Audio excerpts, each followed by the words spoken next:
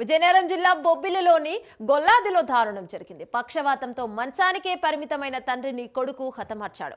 అర్ధరాత్రి తండ్రి గోవిందప్పపై కొడుకు రాము పదునైన కత్తితో దాడి చేసి పీక కోసేశాడు. అరుపులు వినిపించడంతో అప్రమత్తమైన స్థానికులు పోలీసులకు సమాచారాన్ని అందించారు. ఘటనా స్థలానికి చేరుకొని కేసు నమోదు చేసుకుని దర్యాప్తును చేపట్టారు.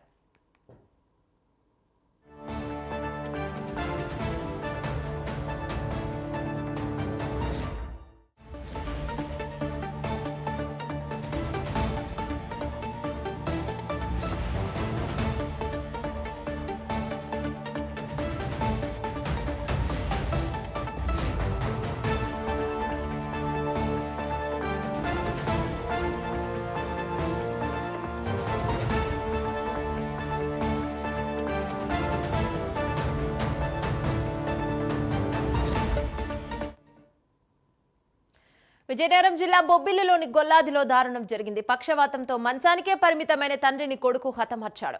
అర్ధరాత్రి తండ్రి గోవిందప్పపై కొడుకు రాము పదునైన కత్తితో దాడి చేసి పీక కోసేశాడు. అరుపులు వినిపించడంతో అప్రమత్తమైన స్థానికులు పోలీసులకు సమాచారాన్ని అందించారు.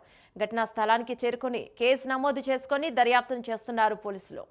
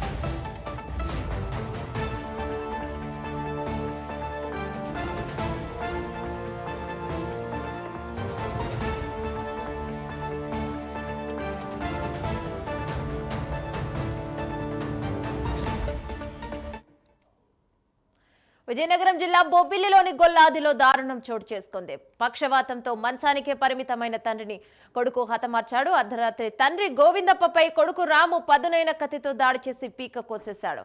అరుపులు వినిపించడంతో అప్రమత్తమైన స్థానికులు పోలీసులకు సమాచారాన్ని అందించారు. రైట్, దీనిపై మరింత సమాచారం మా ప్రతినిధి నాగేంద్ర ప్రసాద్ అందిస్తారు. రైట్, చెప్పండి నాగేంద్ర ప్రసాద్, ఏంటి అప్డేట్స్? Thank you Yamuna. ప్రధానంగా ఈ ఘటన అనేటువంటి స్థానికంగా సంచలనం కలిగించింది. బొబ్బిలి నియోజకవర్గ పరిధిలో బాడంగి మండలంలో గొల్లాదిలో ఈ ఘటన చోటు చేసుకుంది. ఈ తండ్రిని కుమారుడు హత్య చేసినటువంటి సంఘటన అక్కడ ఉన్న గ్రామస్తులు విస్తుపోయేలా చేసింది. ఒకసారి కూడా వాళ్ళందరూ షాక్ గురైనటువంటి పరిస్థితి. ప్రధానంగా తండ్రి సత్యంలో రాము అనేటువంటి తల ముండం వేరు చేసి అంటే హత్య చేసినటువంటి పరిస్థితిని చూసి ఒకసారి కూడా గ్రామస్తులు అంతా కూడా ఈ సమాచారం తెలుసు షాకు గురైనటువంటి పరిస్థితి. ప్రధానంగా రాము అనేటువంటి సత్యకి ముగ్గురు కుమారులు ఉన్నట్టుగా తెలుస్తుంది. ముగ్గురులో ఇద్దరు విశాఖపట్నం ఉన్నారు. ఈ రాము అనే వ్యక్తి మట్టి ఇక్కడ స్థానికంగా ఉంటున్నాడు. ఇక్కడ మద్యానికి బాల్చే తరచూ కూడా ఇంట్లో వాళ్ళతో గొడవ పడేటువంటి పరిస్థితి కూడా ఉందని కూడా చెప్తున్నటువంటి పరిస్థితి అయితే ఉంది. మొత్తం ఇది ఈ రాము అనేటువంటి మద్యానికి బాల్చే కూడా వేధించేవాడు. మరోవైపు తండ్రి సత్యం ఆరోగ్య పరిస్థితి కూడా అంత బాగా మంచానికి పరిమితమైనటువంటి పరిస్థితి ఉన్నట్టు వీరి మధ్య మరోసారి ఈ ఘర్షణ చోటు చేసుకోవడం పరిస్థితి, వివాదానికి వాదించేటువంటి పరిస్థితి, తగులు పడే ఏదైతే ఉందో ఈ అలవాటు ఉందో రాము మరోసారి కూడా ఈ నేపథ్యంలో హత్య చేసినట్టుగా కూడా తెలుస్తుంది. మొత్తం ఇది ఘటన అయినటువంటిది దానికి చాలా సంచలనం కలిగించిందని చెప్పచ్చు. అంత పాశ్వికంగా తండ్రిని కొడుకు హత్య చేయడం అనేటువంటి ఇటీవల కాలంలో మేమైతే బయట వింటాం, కానీ మా ప్రాంతాలు ఇటువంటి ఎప్పుడు కూడా చూడలేదు. ప్రశాంతమైనటువంటి ప్రాంతాల్లో ఉన్నటువంటి విజయనగరం జిల్లాలో బొబ్బిలి ప్రాంతంలో కూడా ఇటువంటి సంఘటన ఈ మధ్య కాలంలో ఎప్పుడు చూడలేదు అని కూడా స్థానికులు చెప్పినటువంటి పరిస్థితి. మరోవైపు కూడా డీఎస్పీ కానీ పోలీసులు కానీ రంగ ప్రవేశించేసి వెంటనే కూడా రామును అదుపులోకి తీసుకున్నటువంటి పరిస్థితి, కేసులు నమోదు చేసి దర్యాప్తులు కూడా సాగిస్తున్నటువంటి పరిస్థితి ఉంది. Right, thank you Nagendra Prasad.